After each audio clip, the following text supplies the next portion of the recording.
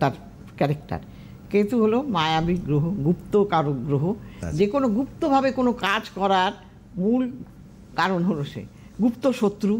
হ্যাঁ, গুপ্তভাবে কোনো যারা দেখবেন ইসে চাকরি করে, ওই তোমার কি বলে ওটা, ভুলে যাচ্ছি, ওই যারা নাকি আর কি কনফিডেন্সিয়াল ওয়ার্ক করে যেগুলো, হ্যাঁ সেটা তো আছেই। হ্যাঁ। আর তাছাড়া ওই যে যারা নাকি মানে ধরে না পুলিশগুলো, ওগুলোকে কি বলে ভুলে গেলাম তো, মাথায় আসছে না। যাই হোক, তো যাই হোক, যে কোনো গুপ্তভাবে যা কিছু করা ওর আন্ডারে।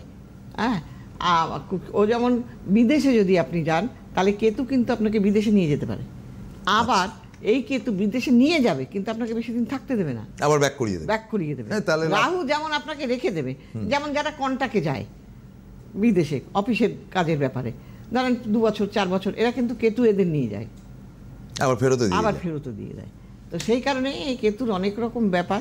দেখুন দিদি, আমি একটা কথা এবার যারা দেখবেন যারা তন্ত্র মন্ত্র নিয়ে কাজ করে, তাদের কিন্তু কেতু ভালো থাকতে হবে আপনার। হ্যাঁ, এবং যারা নাকি তোমার করবে, ওই গবেষণামূলক কাজ করবে, তাদেরও কেতু ভালো থাকতে হবে।